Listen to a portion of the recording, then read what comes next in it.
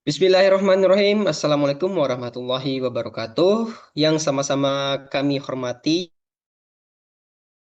mampu mata kuliah hukum, yaitu Ibu Dr.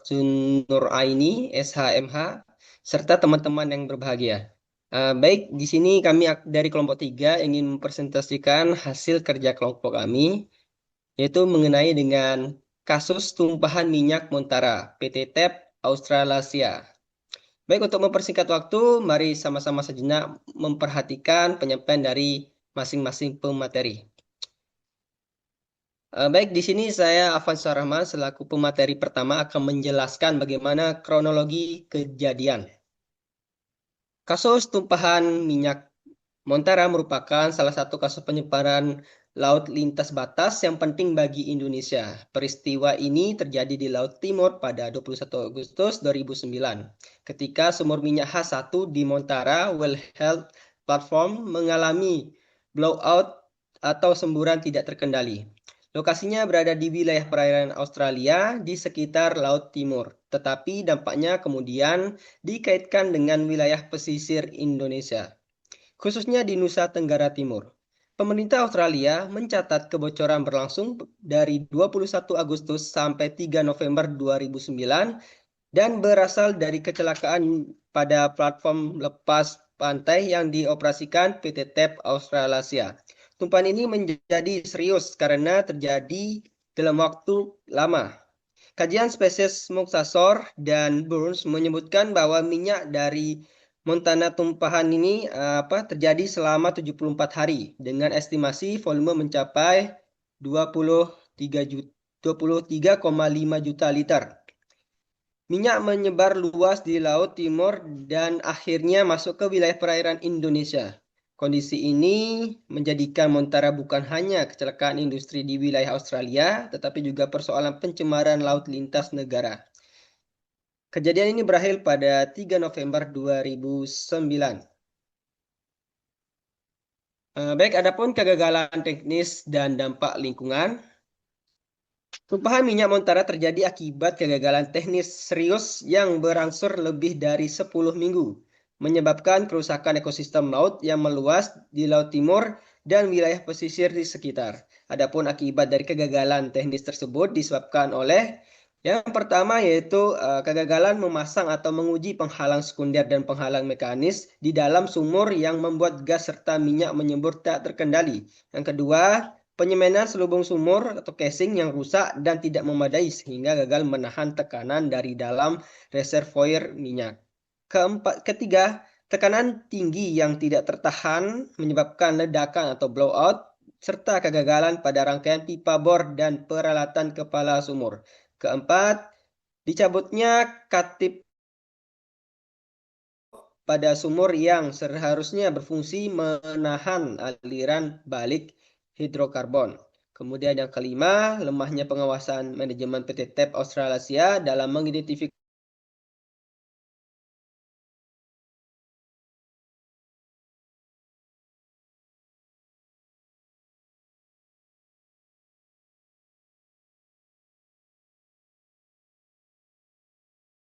karang rusak akibat pencemaran hidrokarbon, dan keempat, ekosistem laut terganggu selama bertahun-tahun.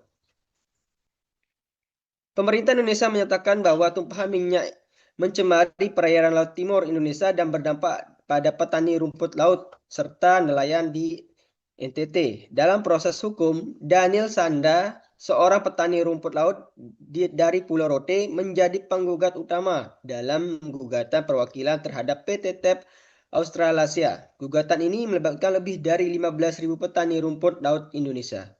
Mereka menilai minyak Montara mencapai wilayah Rote dan Kupang, lalu merusak tanaman rumput laut yang menjadi sumber pendapatan utama masyarakat. Pengadilan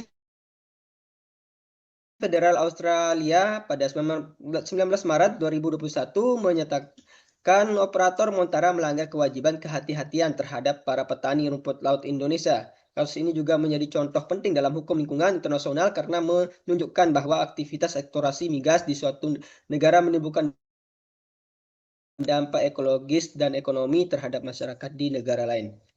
Oke, baik. Adapun proses hukum jalur pidana akan dijelaskan oleh Saudara M. Kutsi Rosadi. Baik, untuk proses hukum dan jalur pidana di Australia, di sini dari sisi hukum Australia, PTTEP Australasia pernah diproses di Darwin Magistrates Court pada tahun 2012, di mana perusahaan ini mengaku bersalah atas 4 dakwaan yang berkaitan dengan insiden tumpahan minyak di Montara tersebut. Pengadilan kemudian menjatuhkan denda sebesar 510.000 dolar Australia, sehingga untuk jalur pidana dan regulatif di Australia sendiri ini pada dasarnya sudah selesai. Akan tetapi penyelesaian pidana ini belum menjawab seluruh persoalan yang ada, di mana denda tersebut lebih berkaitan dengan pelanggaran regulasi yang hanya ada di Australia. Sementara itu, untuk kerugian masyarakat pesisir Indonesia yang mengalami kerusakan lingkungan lintas batas masih memerlukan jalur hukum yang lain, sehingga next slide Mas Opan. Nah, oleh karena itu ditempuh jalur selanjutnya itu jalur class action yang sempat disinggung oleh Mas Opan sebelumnya. Di sini jalur hukum class action itu sendiri di mana satu atau beberapa orang mewakili kelompok besar yang mengalami kerugian. Dalam kasus ini, Daniel Sanda yang merupakan seorang petani rumput laut di Rote mewakili lebih dari 15.000 petani lainnya, di mana dasar gugatannya adalah Kemenlau perusahaan dalam menjalankan kewajiban kehati-hatian. Kemudian pada 19 Maret 2021, Federal Court of Australia memutuskan bahwa minyak dari Montara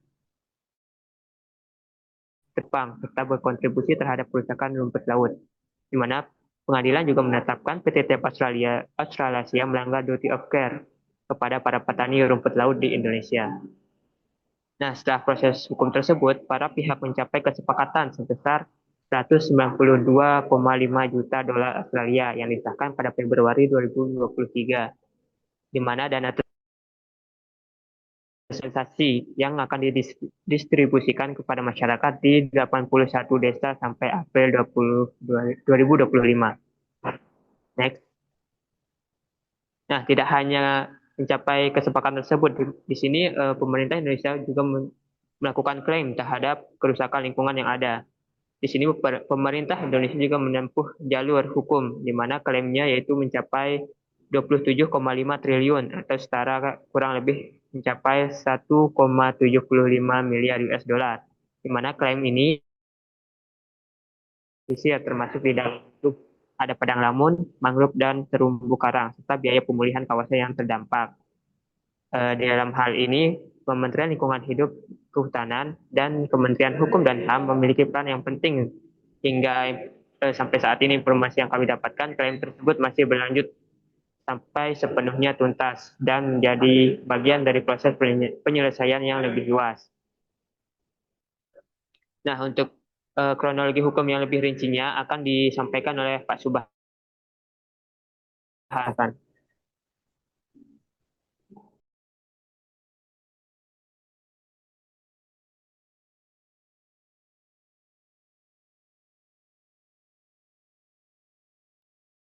Silakan Pak Subhan untuk kronologi hukumnya bisa disampaikan.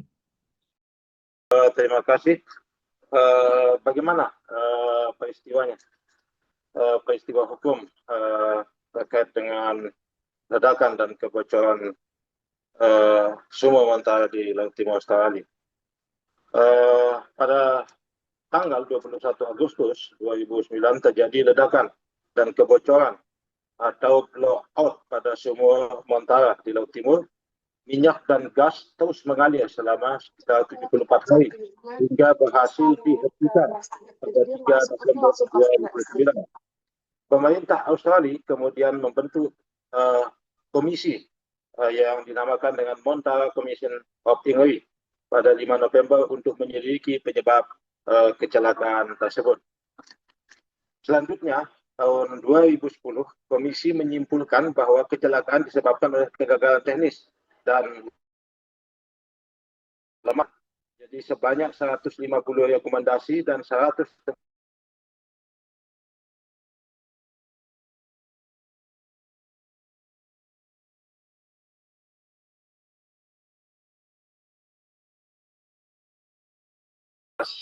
pemerintah Australia sebagian besar rekomendasi dan melakukan reformasi regulasi keselamatan pengeboran minyak dan gas lepas pantai. Selanjutnya, 2012, PT TEP Australasia mengakui pelanggaran terhadap aturan keselamatan dan dijatuhi dengan sekitar 510.000 dolar Australia oleh pengadilan Australia. Dalam hal ini adalah pengadilan federal Australia. Teman-teman, selanjutnya tahun 2016, sekelompok petani rumput laut Indonesia yang dipimpin oleh Maximus Sanda itu mengajukan gugatan kelompok atau class action di pengadilan federal Australia terhadap PT TEP atas kerugian ekonomi akibat pencemaran minyak tersebut. Selanjutnya tahun 2017, pengadilan mengizinkan gugatan tetap dilanjutkan meskipun telah melewati batas waktu normal pengajuan perkara. 2018, pengadilan memerintahkan PT TEP menyerahkan berbagai dokumen dan bukti yang berkaitan dengan operasi Montara dan dampak pencemaran minyak. Selanjutnya tahun 2019, sidang pokok perkara dimulai untuk memeriksa bukti ilmiah dan kesaksian para penggugat mengenai kerusakan lingkungan dan kerugian ekonomi. Selanjutnya tahun 2021, Pengadilan Federal Australia memutuskan bahwa tumpahan minyak Montara ini menyebabkan kerusakan pada budaya rumput laut milik para penggugat. PT TEP kemudian mengajukan banding pada tahun yang sama. Pelapor khususnya PBB mengirimkan surat terkait hak-hak masyarakat terdampak. 2022, PT TEP dan perkara penggugat mencapai penyelesaian di dua pengadilan, itu senilai sekitar 192,5 juta dolar Australia, atau kalau dirupiahkan itu sekitar 2 triliun untuk mengakhiri sengketa class action. Selanjutnya, Februari 2023, Pengadilan Federal Australia menyetujui dan mengesahkan kesepakatan tersebut sehingga pembayaran kompensasi dapat dilaksanakan.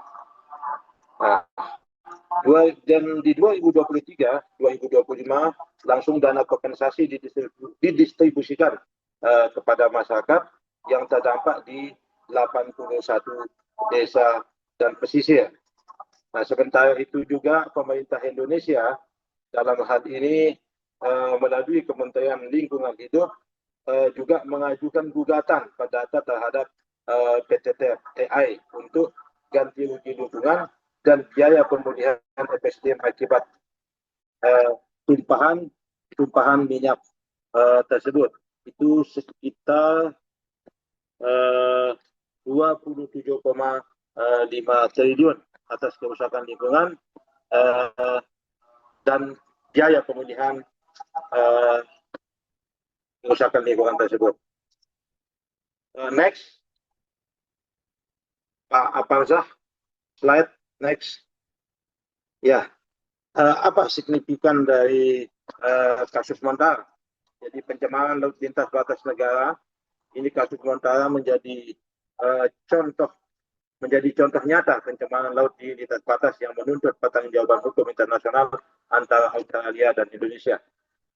Jadi gugatan class action oleh 15.000 petani rumput laut Indonesia menjadi presiden pertama class action lingkungan lintas batas di Federal Court Australia atau Pengadilan Federal Australia. Kasus ini menegaskan bahwa perusahaan multinasional wajib bertanggung jawab atas dampak operasional mereka terhadap komunitas dan lingkungan di negara lain. Next. Ya. Lanjut. Ya. Bagaimana terkait dengan kasus ini? Ada beberapa pelajaran dan rekomendasi yang dapat kami sampaikan. Jadi